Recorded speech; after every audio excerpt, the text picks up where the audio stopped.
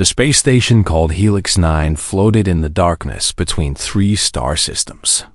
It was old, built long before humans ever left their planet. Millions of aliens lived there, worked there, and studied there. The Galactic Academy took up the entire western section of the station. Students from 40 different species came to learn together. They studied science, history, medicine, and trade. For 200 years, the Academy had welcomed every intelligent species in the known galaxy. Every species except humans. Humans were new to space. They had only joined the galactic community 15 years ago. Most aliens had never seen one in person. They only knew stories. Terrible stories. Earth was classified as a Category 7 death world. The gravity was crushing. The atmosphere was corrosive. The water was filled with salt and acid. The planet had earthquakes, hurricanes, floods, and fires. It had ice at the poles and boiling heat at the equator. Every single thing on that planet had evolved to survive the impossible, including the humans. So when the Academy announced that a human exchange student would be joining the junior class, everyone talked about it. Some students were excited. Some were scared. Some refused to believe it. Humans were monsters from horror stories. They could not be real. But Emma Park was very real. She arrived on a transport shuttle on the first day of the new semester. She was 16 years old by Earth counting. She had black hair that fell past her shoulders, brown eyes, and light skin with a few small marks on her cheeks that humans called freckles. She was small, very small. She stood only 5 feet tall and weighed about 110 pounds.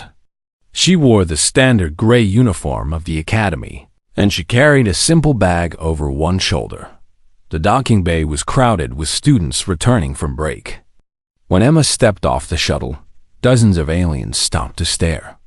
A group of Florians, who looked like tall flowers with thin stems for bodies, pressed themselves against the far wall. A Calaxian with 4 arms dropped his luggage. 2 Vorn, covered in thick brown fur, growled low in their throats. Emma smiled at them. It was a friendly smile, the kind humans used to show they meant no harm. But to aliens who had never seen human teeth before, it looked like a threat display. Several students backed away. A station worker, a short blue creature with 6 eyes, hurried over with a tablet. "You are the Terran student? Emma Park?" "Yes, that's me. Follow me, quickly, before you cause more panic." Emma followed the worker through the station. She tried not to feel hurt by how everyone avoided her. She had read about this before leaving Earth. Aliens were scared of humans. It was not their fault. They had evolved on gentle worlds with stable climates and weak gravity. They had never needed to be strong or fast or tough. They had never needed to fight for survival. Earth was different. Earth was hard. And humans were the hardest thing Earth ever made. But Emma had not come here to scare anyone. She had come to learn. She had come to make friends. She had come to show the galaxy that humans were not monsters. Her room was small but clean. It had a bed, a desk, a closet, and a window that looked out at the stars. She unpacked her few belongings and sat on the bed. She looked at a photo of her family back on Earth. Her mother, her father, her little brother James, who was only 8 years old. He had begged her not to go. He said he would miss her too much. She had promised to send him messages every week. The next morning, Emma woke up early. She put on her uniform, brushed her hair, and walked to her first class. The hallways were wide and tall, built for species much bigger than her. She felt tiny, but she kept her chin up and her back straight. Her father always said that confidence was the best armor. Advanced xenobiology was held in a large room with seats, arranged in a half circle. The professor was a Melian, a species that looked like a mixture of octopus and spider. He had 8 tentacles and 12 eyes, and he spoke through a translator box on his chest. "Ah, the Terran," he said when Emma entered. "Find a seat. Do not eat anyone." Some students laughed nervously. Emma was not sure if the professor was joking or serious. She chose a seat in the front row and took out her tablet. The room filled with students of all shapes and sizes. A tall creature covered in green scales sat behind her. A floating ball of light took a seat by the window. 2 beings made of living rock settled in the back row. Emma tried to smile at them, but they all looked away. Then he walked in. Crix was a Valoran. His species was one of the oldest and most powerful in this sector of the galaxy. They stood over 7 feet tall with thick purple skin and bony ridges on their skulls and shoulders. Their eyes were yellow with black slits, like a snake. They had ruled dozens of planets for thousands of years, and they never let anyone forget it. Crix was the son of a wealthy Valoran family. His father owned 3 mining colonies. His mother sat on the station council. He had grown up believing he was better than everyone else, and the galaxy had never given him a reason to doubt it. He saw Emma immediately. The small human in the front row. He had heard she was coming. He had laughed when he heard. A Deathworlder? Here? This would be fun. He walked past her seat slowly, looking down at her with cold yellow eyes. Emma looked up at him. She did not flinch. She did not look away. She just met his gaze calmly, like she was looking at a tree or a chair. That bothered him. He was used to fear. He was used to smaller species trembling when he passed. But this tiny human looked at him like he was nothing special, like he was ordinary. Crix sat down with his friends, other Valorans, and a few species who followed them for protection. He leaned over to whisper to them, "Look at the little Deathworlder. She is so small. I heard humans are supposed to be dangerous. She looks like I could break her with one hand." His friends laughed. "Maybe the stories are fake," one of them said. "Maybe humans are not so tough after all." "Maybe," Crix said. His yellow eyes stayed fixed on the back of Emma's head. "I think I will find out." The class began, but Crix did not pay attention to the lesson. He was already planning. He had broken Florians before. He had hurt Calaxians. He had made a Vorn cry. None of them had fought back. None of them had dared. This human would be no different. She was small. She was alone. She was far from her death world. How dangerous could she really be? The first week passed slowly for Emma. She went to her classes, took notes, and tried to talk to other students. Most of them avoided her. They would not sit near her in the dining hall. They would not partner with her for group work. They crossed to the other side of the hallway when they saw her coming. It was lonely, but Emma did not give up. She kept smiling. She kept being polite. She believed that eventually someone would see that she was not a monster, that someone turned out to be Tilly. Tilly was a Florian. Her species looked like walking flowers. She had a thin green stem for a body, leaves for arms, and a large blue blossom where her face should be. Small patches of light on her petals glowed different colors depending on her mood. When she was happy, they glowed yellow.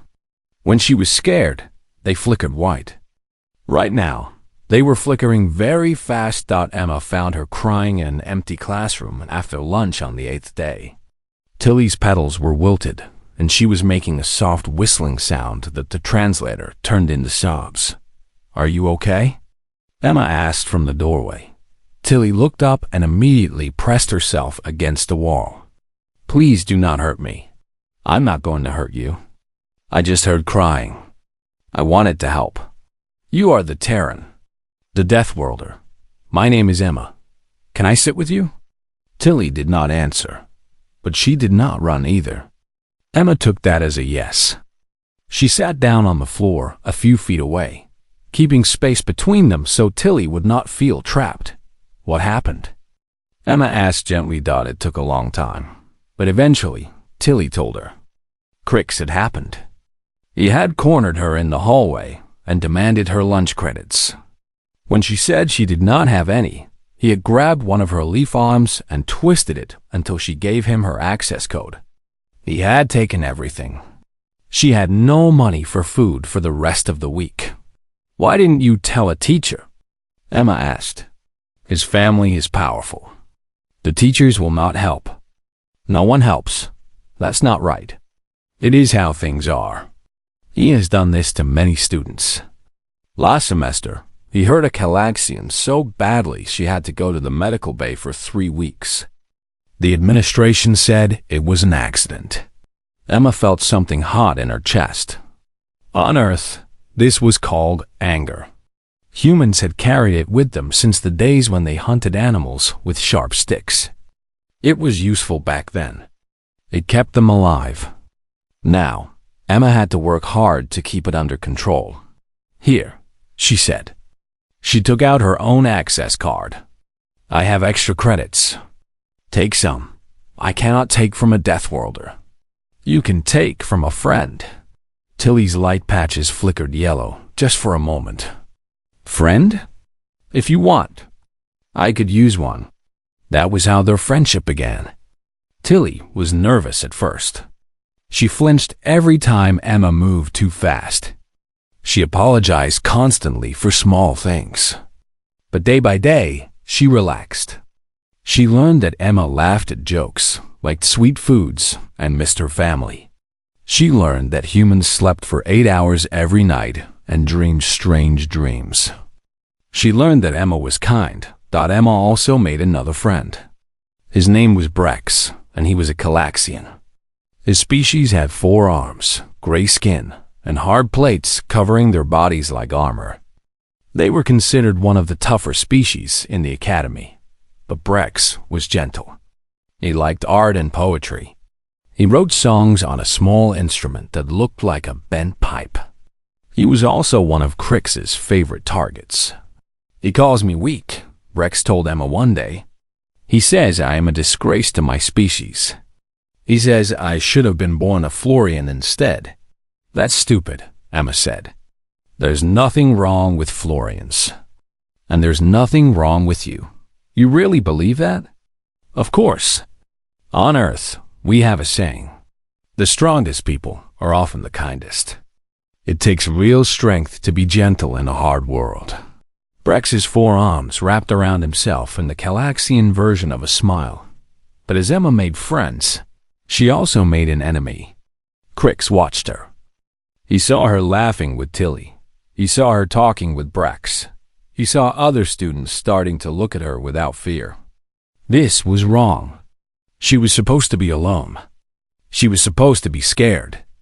Instead, she was acting like she belonged here. He started small. One day, he walked past her desk and knocked her tablet to the floor. Oops, he said without stopping. Emma picked it up without a word. Another day, he sat behind her in class and kicked her seat every few minutes. She did not turn around. She did not react. She just kept taking notes. He spread rumors about her. He told people that humans carried diseases that could kill other species. He said she probably ate meat from intelligent creatures on her home world. He said humans were so violent that they killed each other for fun. Emma heard the rumors. She ignored them. This made Crix angrier. He wanted fear. He wanted tears. He wanted her to beg him to stop. But she gave him nothing. She just went about her day like he did not exist. One day in the hallway, he blocked her path with his large body. You think you are tough, little Deathworlder? I don't think about you at all, Emma said. The students around him gasped. No one talked to Crix like that. His yellow eyes narrowed to thin slits. You should be careful. You are very far from your planet. No one here will help you. No one here cares about you. That's not true. I have friends. The flower and the weak Galaxian. They will not protect you. They cannot even protect themselves. Emma looked up at him. She had to tilt her head back to meet his eyes. He was almost 2 feet taller than her. His arms were thick. His claws were sharp. He probably weighed 3 times what she did. "I don't need protection," she said simply. Then she walked around him and continued down the hallway. Crick stood there, shaking with rage. His friends watched nervously. They had never seen anyone dismiss him like that. It was like she did not even see him as a threat. Like he was nothing. Like he was small. That night, Crix made a decision. He had played with her long enough. Tried to scare her with words and small actions. None of it worked. She did not understand fear. Fine. He would teach her. He would teach her in a way she could not ignore. He would hurt her. He would hurt her badly enough to send a message to every student on this station. Deathworlder or not, she was just flesh and bone. She could be broken like anyone else. And once she was broken, everyone would remember why they feared the Valorants. Everyone would remember their place. Crick smiled in the darkness of his room. Tomorrow would be a good day. The common hall was the largest room in the academy. It had high ceilings painted with images of different planets. Long tables filled the space in neat rows. At lunchtime, hundreds of students from dozens of species came together to eat. The noise was incredible. Clicks, whistles, growls, and hums mixed together in a symphony of alien sounds. Translation devices worked overtime to turn it all into understandable words. Emma usually sat with us, Tilly and Brex at a small table near the window. They would talk about classes, share food, and watch the stars drift by outside. It was Emma's favorite part of the day. But today, Tilly was not there. She had caught a respiratory infection common to Florians and was resting in the medical bay. Brex had a meeting with his music teacher. So Emma sat alone. She did not mind. She had brought a book on her tablet, a story from Earth about a girl who traveled through time. She read while she ate, enjoying the quiet. She did not see Crix approaching. She did not see his friends fanning out around her table.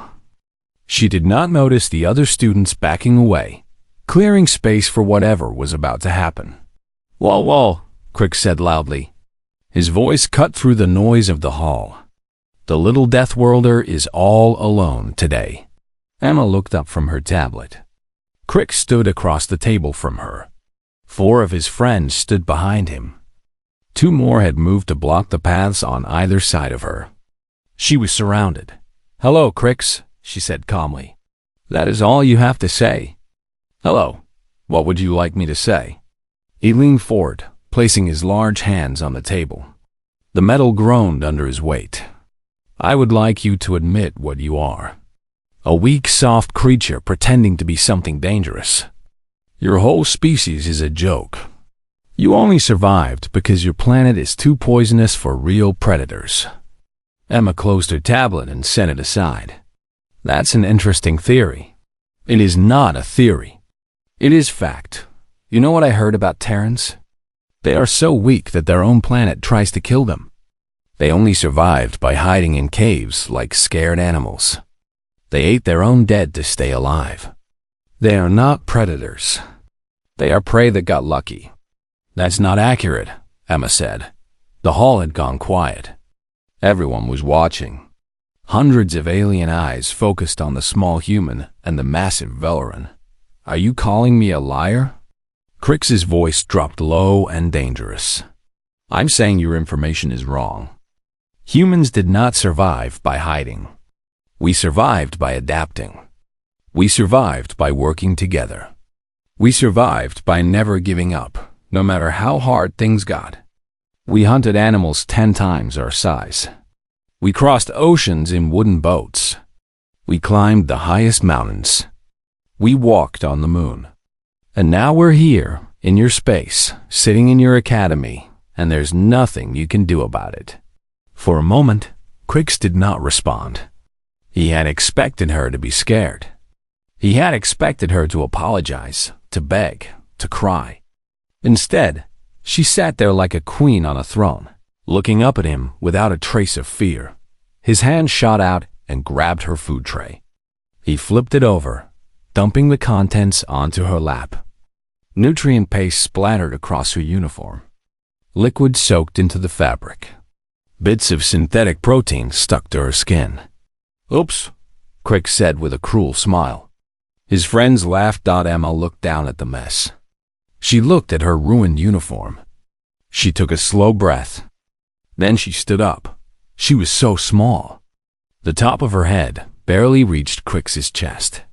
Her arms were thin. Her body was soft.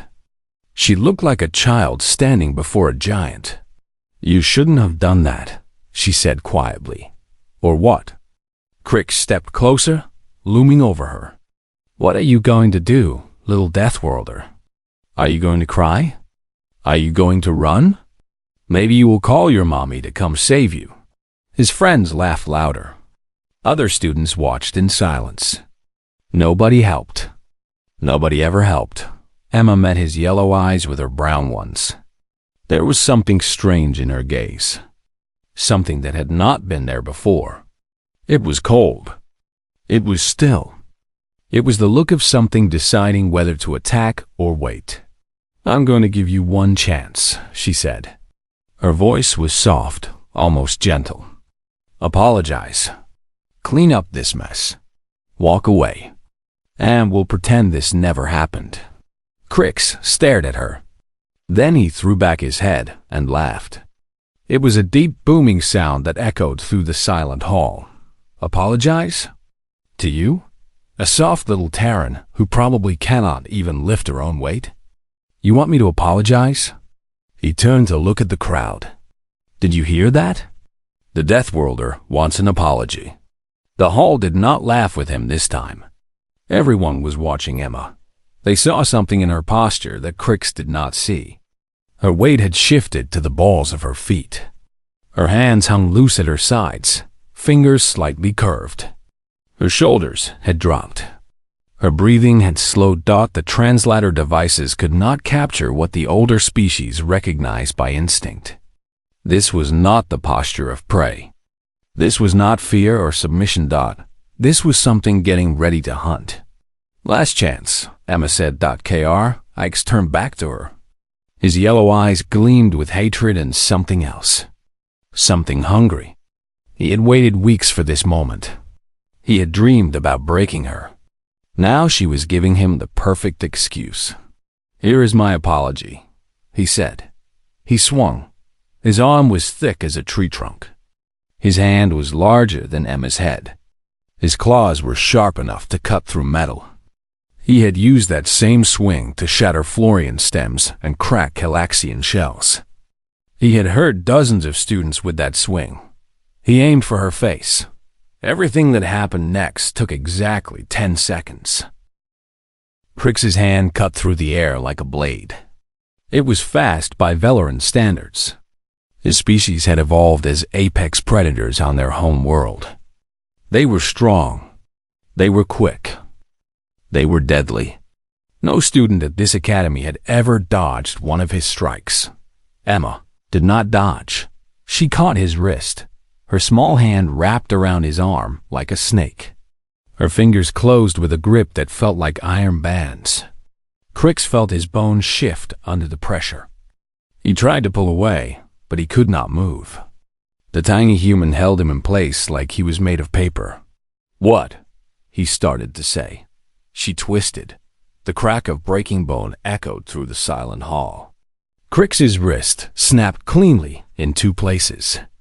The pain hit him a half-second later, white-hot and blinding. He opened his mouth to scream, but Emma was already moving. She released his broken wrist and stepped forward into his body. Her palm struck his chest. It was not a punch. It was a push. A simple push that a human child could do. But behind that push was the strength of a creature that had evolved on a world where gravity crushed the weak and only the strong survived. Velaran bodies were tough. Their bones were dense. Their muscles were thick. But they had evolved on a planet with lighter gravity than Earth. They had never needed the kind of structural strength that humans carried in every cell. Crix's ribs were hard, but they were not hard enough. 3 of them cracked inward under Emma's palm strike. 1 splintered into fragments. Sharp edges of bone tore into the soft tissue underneath. Later, the medical report would note that his left lung was bruised and his internal membrane was lacerated in 4 places. Crix doubled over. His body folded around the explosion of pain in his chest. He could not breathe. He could not think. The world had become nothing but agony. Emma's knee came up dotted, connected with his face at exactly the angle that human martial artists had perfected over thousands of years. On Earth, this technique was called many things in many languages. All of them meant the same thing. End the fight. The sound was somewhere between a crunch and a wet slap. Crix's orbital ridge, the thick bony plate that protected his eyes and marked him as an adult veteran, shattered into pieces. His nose, if it could be called that, collapsed inward. The impact traveled through his skull like an earthquake, rattling his brain inside its case. His jaw broke at the hinge. 2 of his teeth were knocked loose, flying backward into his throat. He did not fall immediately. His body hung in the air for what felt like forever, suspended between standing and collapsing. Purple blood had already begun to pour from his ruined face. His yellow eyes were open but empty. The lights were on, but nobody was home. Then gravity remembered he existed. Crix hit the floor like a sack of wet sand. His body made a thick, heavy sound against the metal tiles. He did not move. He did not make a sound. Purple blood spread in a pool around his head, mixing with the nutrient paste that Emma had been eating for lunch. 10 seconds. Start to finish. Less time than it took most species to blink. Emma stood over him. She was breathing normally. Her heart rate had barely increased. There was not a single hair out of place. The only sign that anything had happened was a small splatter of purple blood on her shoes. She looked at Crix's friends. They were frozen. All 4 of them stood like statues, their eyes wide, their bodies locked in place. They had watched their leader, the strongest veteran in the academy, the son of one of the most powerful families in the sector, get destroyed by a creature half his size in the time it took to count to 10. Anyone else? Emma asked. They did not answer. They could not answer. Their translator devices were working, but their brains had stopped processing language. Emma looked around the hall. Hundreds of students stared back at her. Florians trembled. Calaxians had raised all 4 arms in defensive positions. Vorn had flattened their ears against their skulls. Even the professors who had come running at the sound of violence had stopped at the edges of the room, unwilling to come closer. On my planet, Emma said, her voice carrying through the silent space, we have an animal called a honey badger. It's small, maybe 20 pounds. It looks harmless, but it fights lions. It kills cobras. It raids beehives and eats the bees alive. It does not care what is bigger than it. It does not care what is stronger. It attacks anything that threatens it. She stepped over Crix's body. Her shoes left small purple footprints on the floor. I weigh 110 pounds, she continued. I am from a world where everything is trying to kill everything else all the time. The air is corrosive. The water is poison. The animals have teeth and claws and venom. And humans? We beat all of them. We climb to the top of the food chain on the deadliest planet in the known galaxy. We did not do it by being weak. She stopped at the edge of the circle of stunned aliens. Crix attacked me. He got what he earned. I didn't kill him, but I could have, easily. Remember that. Then she walked out of the common hall to clean her uniform. Behind her, the spell broke.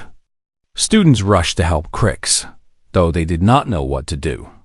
Someone called the medical team. Professors shouted orders. Security officers ran through the doors, weapons drawn, scanning for the threat.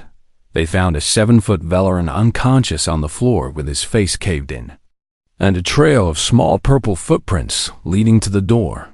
The medical team arrived in 3 minutes. They spent 40 minutes stabilizing Crix for transport. His injuries were severe. His wrist was shattered. His ribs were broken. His lung was punctured. But the worst damage was to his face. The orbital ridge that every Velaran wore with pride was destroyed. His nose would need complete reconstruction. His jaw was hanging by fragments. His teeth were gone. The lead doctor, a 4-eyed creature from a species that specialized in medicine, looked at the security footage 3 times before believing what she saw. "One human," she said to her colleague. "One small human female. 10 seconds. Is that even possible?" The footage does not lie. They loaded Crix onto a medical stretcher and carried him away. The reconstructive surgery would take 14 hours. It would require synthetic bone grafts, artificial tissue, and the best medical technology in the sector. Even then, his face would never look the same.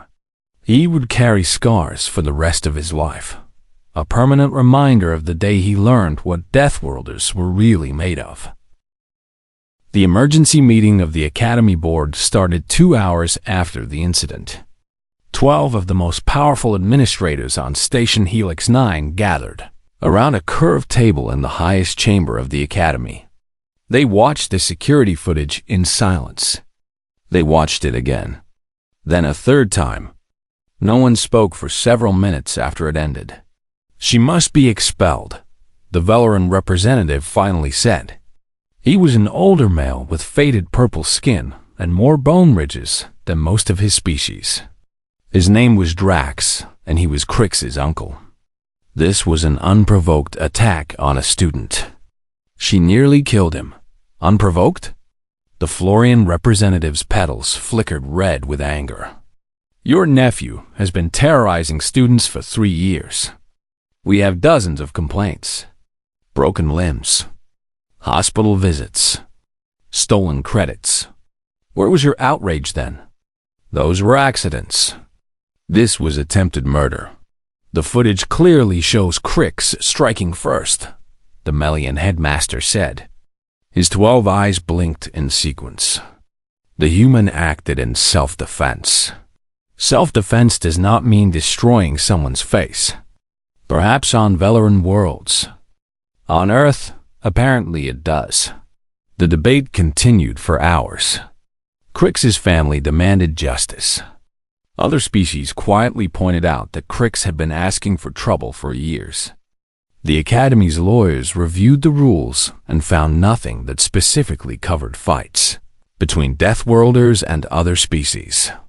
No one had ever thought to write those rules, because no one had ever imagined a human would attend the Academy. In the end, the decision was taken out of their hands. The human ambassador arrived the next morning. His name was David, and he was tall for a human, with gray hair and pale eyes that seemed to look through people rather than at them. He wore a simple black suit. He carried no weapons. He did not need them. Behind him walked 2 human security officers who moved like shadows. "Gentlemen," David said as he entered the boardroom. "Ladies, others, I understand there has been an incident involving one of Earth's children. Your student assaulted," Drax began. "My student was assaulted," David interrupted smoothly. "She defended herself. I have seen the footage. I have read the medical reports. I have also read the reports of every incident involving the Velaran student Crix over the past 3 years. Shall I share them with the press?" Drax's mouth closed with a click. "Here is what will happen," David continued. "Emma Park will not be expelled. She will not be punished. She will return to her classes tomorrow morning and complete her education. Any retaliation against her, from any source, will be considered an act against the Terran Confederation. I trust I do not need to explain what that means." "You cannot threaten us," Drax growled. "The Velaran Empire. has 7 colony worlds and a fleet of 400 ships. David smiled. It was not a friendly smile. Earth has been part of the galactic community for 15 years. In that time, we have mapped every system in this sector. We have studied every species. We know your weaknesses. We know your strengths. We know exactly how long your empire would last in a war with us. He paused to let that sink in. We do not want war. We want to be friends. We want to trade and learn and grow together. Emma Park is here because she believes in that future. She came to make connections, not enemies. But make no mistake, she is a child of Earth, and Earth protects its children. The board voted unanimously to drop all charges against Emma Park. She returned to class the next day. The hallways parted before her like water. Students pressed themselves against walls as she passed. No one would meet her eyes. No one would come within 10 feet of her. She walked into advanced xenobiology and took her usual seat in the front row. The professor stammered through the lesson. The other students pretended to take notes while stealing glances at her from the corners of their eyes at lunch. Emma went to the common hall. She got her food from the dispensers. She found an empty table by the window. She sat down and began to eat. For 3 days, she ate alone. No one would sit with her. No one would talk to her. She had gone from being feared as a monster to being feared as a confirmed monster. The loneliness was worse than the stares. On the 4th day, Tilly appeared. The little Florian walked across the common hall with her light patches flickering wildly between white and yellow. Fear and hope battling inside her flower-shaped body. She stopped at Emma's table. "Can I sit here?" Emma looked up. Her eyes were tired. She had not been sleeping well. "Are you sure?" "Everyone will talk. Let them talk." Tilly sat down. "You are my friend.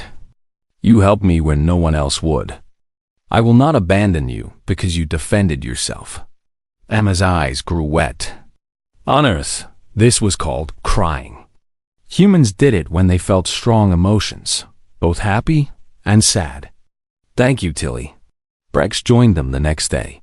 Then a young Vorn who had been one of Crix's victims. Then a Calaxian girl who had been afraid to leave her room for a month after Crix threatened her family. One by one, the broken and the bullied found their way to Emma's table. By the end of the week, she had more friends than she could count. Krix returned to the academy 2 months later. His face was rebuilt, but not quite right. The bone ridges were too smooth. The proportions were slightly off. Scars ran along his jawline where the synthetic tissue had not bonded perfectly. He walked with his head down, shoulders hunched, trying to take up as little space as possible. When he saw Emma in the hallway, he turned and walked the other way. He did not look at her. He did not speak to her. He did not come within 50 feet of her for the rest of his time at the academy. His friends had abandoned him. His family was embarrassed by him. The name Crix, which had once made students tremble, now made them laugh behind their hands. He was the Velaran who lost to a human girl. He was the bully who finally met something he could not bully. Emma never spoke of the fight. She did not brag. She did not threaten. She just went to her classes, spent time with her friends, and sent messages home to her little brother every week. One day, Tilly asked her about it. "Aren't you worried that others will come after you? To prove themselves? To make a name by defeating the Deathworlder?" Emma looked up from the poem she was reading. She smiled, a warm and gentle expression that somehow made Tilly's light patches flicker white with instinctive fear. "I hope they don't," Emma said softly. "I really do hate violence." Tilly did not ask any more questions. Years later, when Emma Park had graduated and returned to Earth, the Academy installed a small plaque in the common hall. It hung on the wall near the window where she used to sit with her friends. The plaque had a simple message in 12 different languages. It read, Be kind to everyone. You never know who is a Deathworlder in disguise. And below that, in smaller letters, dedicated to the students who found their courage at Table 7, they said that sometimes, late at night, you could still see the faint outline of purple footprints on the floor. A ghost of the day the galaxy learned that humans were exactly as dangerous as the stories said. Maybe more so, because Emma Park had shown restraint. She had chosen not to kill. She had given Crix a chance to walk away. Most humans would have done the same, but not all of them, and the galaxy never forgot it.